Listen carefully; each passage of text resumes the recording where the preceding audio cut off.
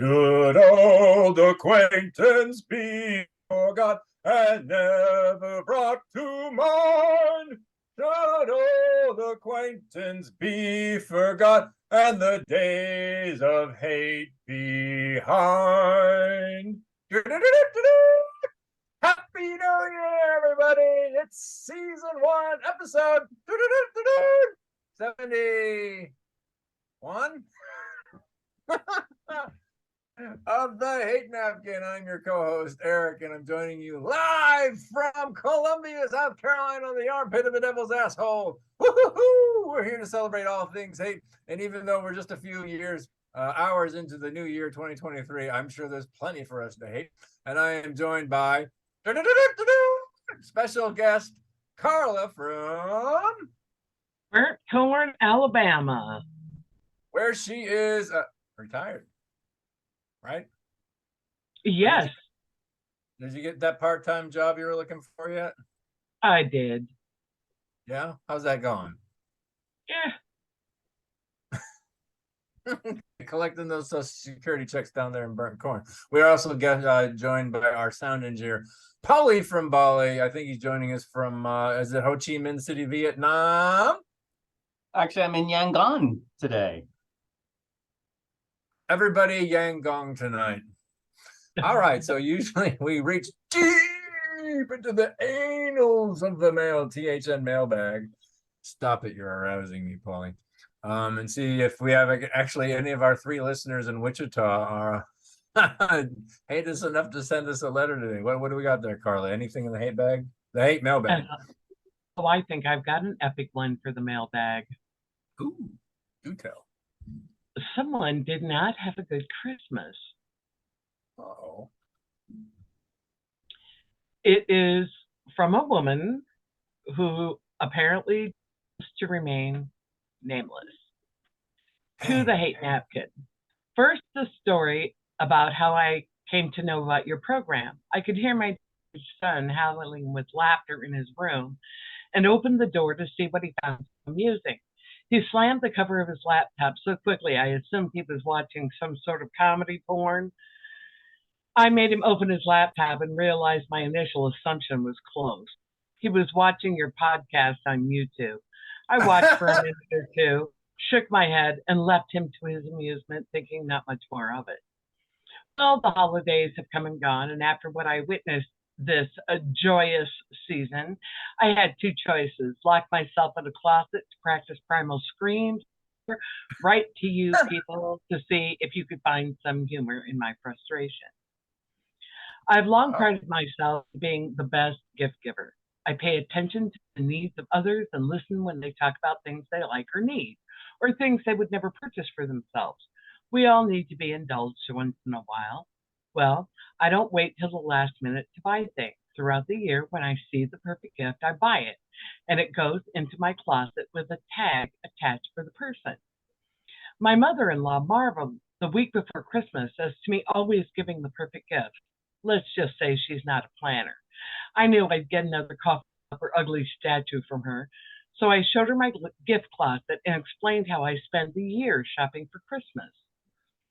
My sister and I have a long-standing custom where we stay up all night on Christmas Eve wrapping gifts, drinking wine, and preparing the big Christmas morning breakfast. This Christmas Eve night, after everyone had gone to bed, I go to my gift closet and can't find half the things I bought. I was apoplectic. After 3 hours of searching, I finally sat down, wrote checks to all of the people who weren't getting those missing gifts, stuck them in envelopes, and placed them under the tree. I didn't know what else to do. There were about a dozen gifts missing, and I was utterly perplexed until Christmas morning. When it came time for the family to gather around, I watched as one child after another and my husband thanked and hugged Grandma for buying them they wanted. Yes, my mother-in-law decided to go shopping in my gift closet, and she pinched the gifts. My sister kept looking at me from across the room, waiting for me to leap across several family members and strangle the woman where she sat, smiling, accepting accolades from my husband, or from my children. My husband, completely unaware, sat like a simp with his arm around his mother's shoulder, telling her what a wonderful grandmother she was and how she'd knocked it out of the park this year. As our children opened their checks, my husband gave me a curious glance and finally a disapproving look. I'd imagine my resting bitch face didn't help matters. I sat silently as I opened my gift from her, a lovely microfiber cleaning cloth from the auto parts store. Yes, they came from AutoZone, not kidding. When all was said and done, I went to the kitchen to start serving breakfast when my mother-in-law came in and in a sickeningly sweet voice asked if she could help. I lurched for her, and my sister, standing right next to me, grabbed me in a death grip. Mother-in-law feigned shock and dared to ask what my problem was. I told her she absolutely ruined my Christmas and asked what right she had to steal from me. This is what she said. It's about giving. I didn't have time to go shopping in the bad weather. I knew you'd figure something out. Besides, Christmas is about the kids. It doesn't have to be all about you for once. I was so mad. I snapped the leash on the dog, put on my boots and coat, took the dog for a long walk in sub-zero temperatures and blinding snow, hoping to find my frozen corpse in a snowbank. My sister served breakfast, and when I came home, the food was all gone, but they left me the dishes. Mother, of course, didn't help clean up. My husband told her not to worry about the dishes. I get it. When we went to bed that night, my husband foolishly asked me what had gotten into me and why I was acting so mean to everyone. When I told him what his mother did, he laughed and told me to get over it. Needless to say, he's had a lump of ice in his marital bed ever since. I'm not getting over it. What say you? I'm not signing this letter just in case the police question you later. You can honestly say you have no idea who wrote this or where the bodies are buried. I don't know what to say. All right, folks. Thank you for joining us. Episode 71. Oh my God.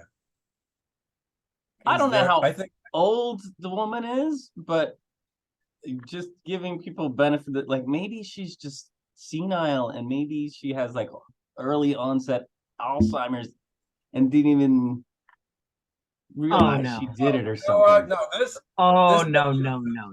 this belongs up there with The Gift of the Magi by O. Henry. This needs to be turned into an HBO Christmas special. And I think, yeah, and in the end, Grandma got run over by her daughter-in-law. I think it's a Law and Order. Dun dun. This definitely ends in like quadruple homicide or something. I only do hope that she has gotten out of this marriage and moved to Aruba with the dog. Kind of feel, I feel the worst for is that dog had to go walking in a blizzard. I know. I don't imagine the dog had a good time, but He's like, what the fuck did I do? I don't have to pee. I peed and pooped 10 blocks ago, lady. Can we go home? Oh, what you should have done is given that to the. Oh my God, I don't know what to say to that other than it's perfect. I mean, if you ever wanted an excuse to leave a family, like just there's all sorts of tales of people who just walk away from fathers and mothers alike. This is it. This is the ultimate justification. Go. But you might only have using the behavior of his mother. Well, maybe he's a mama's boy, and you only have to see that mom probably once a year. Maybe they have a pretty good marriage otherwise. By the way, this kind of fits into my hate napkin thing. Okay. Because everybody knows that I'm going through a sort of a life-changing recovery. All three of our listeners and what's her face in Austria? What's her name? Gertrude Unga? I can't remember. Anyways, part of the problem I've had in life is that I give and give and give to the point of, and there's nothing left in my tank, and I get disappointed and I go drink a half gallon of whiskey.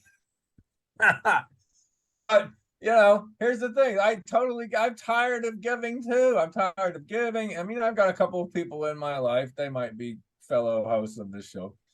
are good, reciprocal friends. Like I know as much as I can give, they give. Or there are times when they give more, and I know that somewhere down the road I owe them a debt, like posting all their stuff on Google for them. Or running their newspaper from 4,000 miles away. But I'm tired of being the girlfriend with a penis. I'm so sick and tired of having these female friends in my life who desperately are in need of some help. And some of them even have like boyfriends. It's like, I'm so tired of being your girlfriend with a penis. It's my you just have to find lesbians. It's it's my problem. I'm one who's stupid enough to keep putting myself. So really, what I actually hate is myself. I hate myself. I'm tired. Finally, what something in we can particular all has agree you on. so cranked? Oh, I don't know. Maybe there's this person whose car exploded and died, and they don't know anything about cars, and they don't have a way to get to work, and maybe somebody's nice enough to take them to work in the morning and pick them up at night at a 30-mile round trip, and maybe that person will talk to the mechanic for them because they don't know what the hell they're talking about. And maybe this person didn't get a tune-up, so their catalytic converter is shot and their 4-cylinder is gone, and they don't have an engine. And this isn't just a simple fixer-upper anymore. It's now a $10,000 problem to navigate. Blah, blah, blah, blah, blah, blah, blah.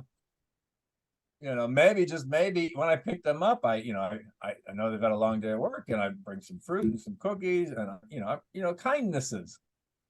And just maybe by the 5th day, I'm like, you know what? This person would have had to pay for gas anyway. They haven't even offered me.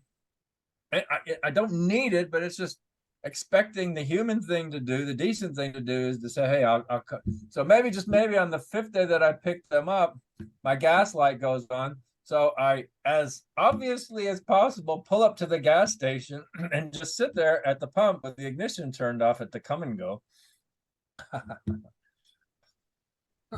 and just I'm like, okay, well, perhaps the decent thing will happen here. And now, if this person had so much as my as I am the girlfriend with the penis, the person I am enslaved to,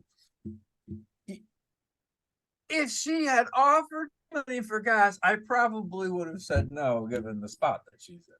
But it's just the offer of it. Now, I've gone through this my whole life. I no longer expect these things. It doesn't twist. I don't explode and go nuclear anymore. But it sounds like you just did go nuclear. You just brought it to the hate napkin. No, well, let him finish the story first. Here's the progress. Well, yeah. Let me finish the story. The progress is me. The progress is that I see it. I wouldn't have seen it for a long time previously. Now I see. I'm in the moment. Now it's like a social experiment more than anything. So I pull up to the pump, sit there. They're just on their phone, oblivious, nothing. So obviously, I need gas. I fill up the tank. We drive off. Oh, you're the daddy. You're the daddy figure. It's cute. Oh, I'm the girlfriend. Oh, daddy. Thanks for the gas, daddy. The daddy with no sugar. Sugar-free daddy. Coming to you live from the armpit of the devil's asshole. No appreciation. So the next day, I got pinged with 1,000 questions. Well, I found this engine. You think is it compatible with this? And blah, blah, blah, blah, blah. If I was like, where the fuck is your boyfriend in all of this? I know you're dating somebody. I know they live in another state.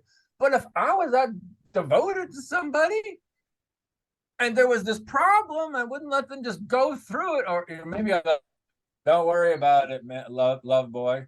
I got my girlfriend with a penis here to take care of it for me. I mean, I don't know what passes through the minds of such people. All I can think of is there's 2 types. There's narcissists who can't help themselves, and there's people who've been on the entitlement take their whole lives. They also can't help themselves. Right. Nobody taught them how to be a decent. I'm trying to come to terms with it in a humane way, as I'm sure our anonymous letter writer did too, because she's still a mother, still a husband, living in an absurd situation with a bunch of just hateful cows around her.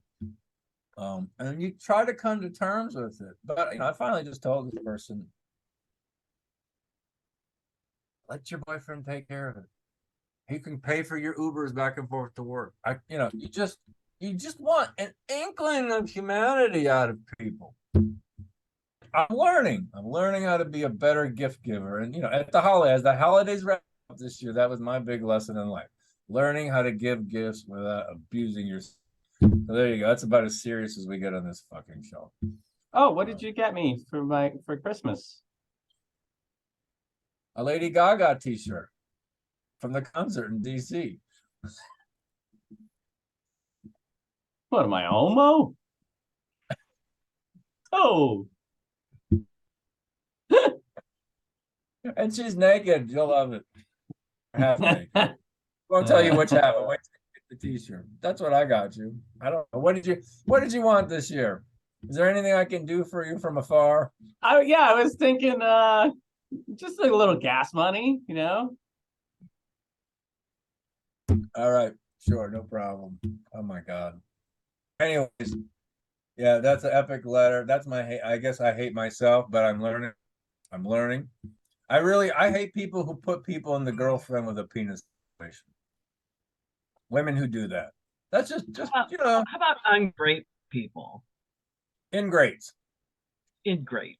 It's funny because I did take this person out for a meal at one point, and one of the things I've done in the last few months is create a list, like 5 things that the person I'm going to be with has to be, and 5 things that the person can't be.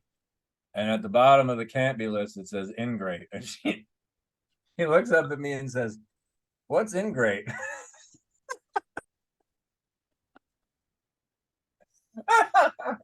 Stuck in a sewer. Oh, funny. And I just had to laugh.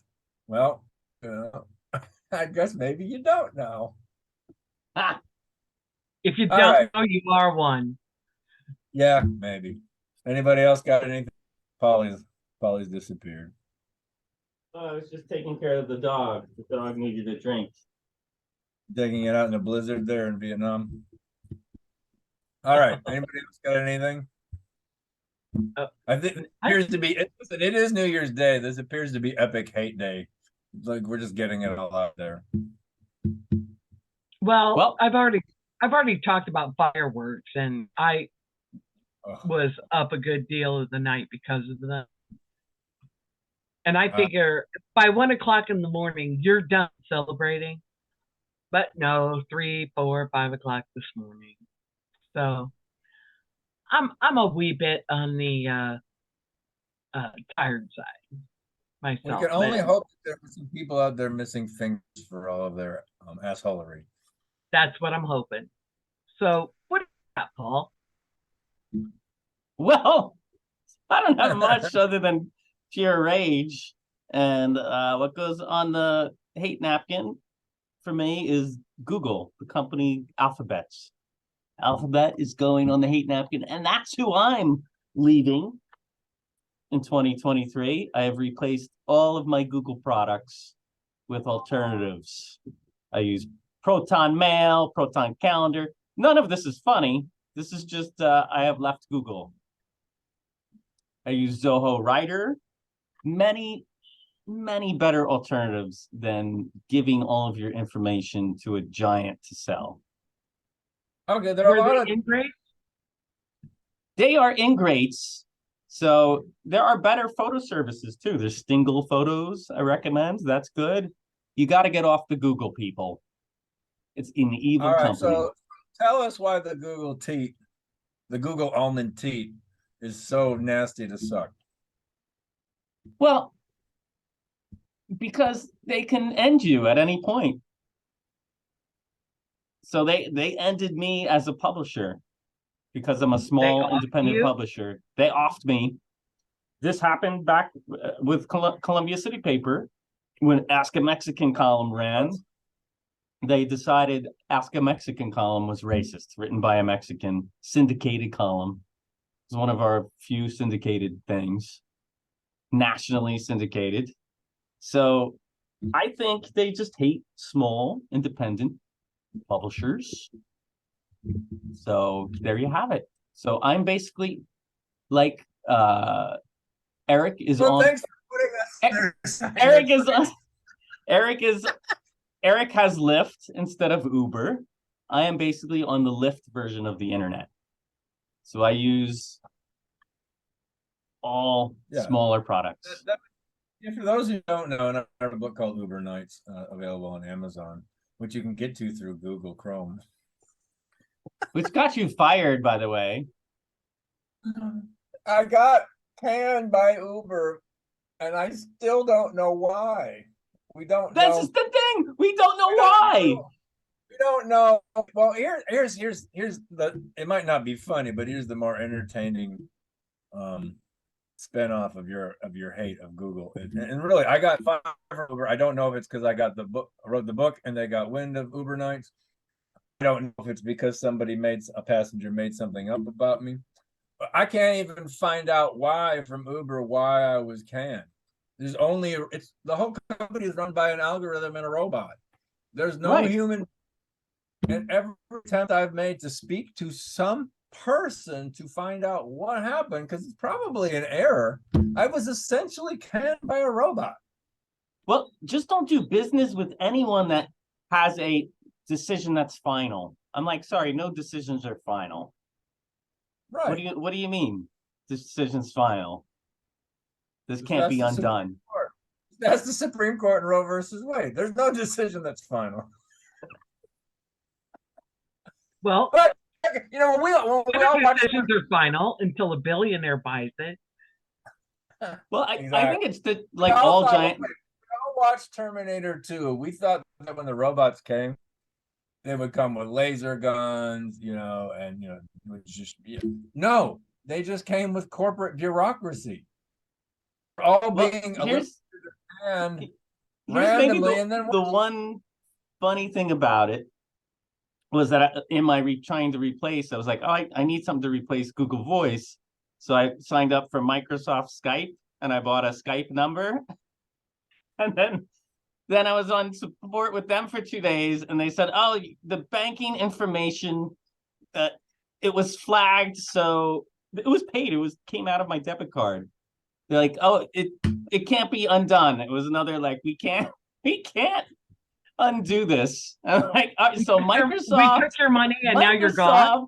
Microsoft can't conduct a business transaction. So I said, if Microsoft can't conduct a business transaction, issue me a refund. And this is customer support. They go, okay. Like, what?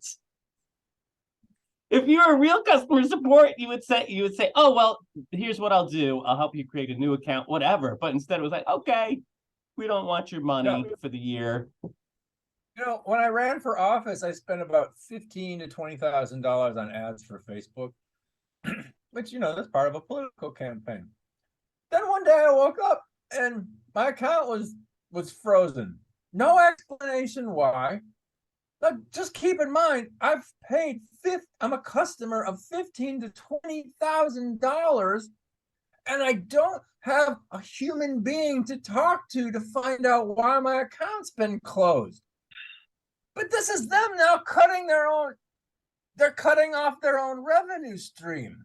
Well, if we start the revolution against big tech and support small companies, stop going to the Walmart of tech and support the smaller companies. That's on the hate napkin, and you're in Walmart.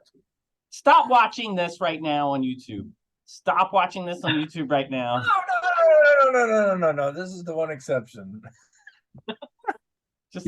You can watch the video now on Spotify.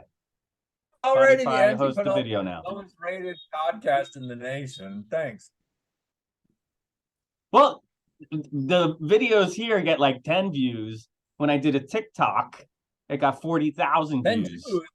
40,000 views. Every video has 10 Jews? No, that's who owns the 3 big tech companies. No. Oh my God. Oh, I'm sorry. I wasn't supposed to have sites already. Now we got to give them a reason to shut it down. Now we gave them a good reason. Right. Yeah. Oh my God. Well, That's a lot of hate, and we're only January 1. So so far we hate fireworks, girlfriends with penises, and people who take advantage of other people. Epic Wait, hate I don't hate girlfriends with penises. I want to be clear. That This is the man with his mic cap off. No, and we hate. Actually, it's good to hate it's good to hate big tech because soon we're all going to be cut off, wondering why none of us can. It'll be funny. Every single one of us is going to be cut off from big tech, but big tech will still just be running in a giant echo chamber of it. this has all my photos, in case somebody cuts you off, you got to have a backup somewhere, people. All right, folks, you've wasted your time. You've wasted your entire year with us so far. This is the Hate App Napkin, Season 1, Episode 71, and today we reached. Oh boy, it's like we were like trying to fix a breached calf today. We had our arms stuck so far deep into the bovine anals of hell.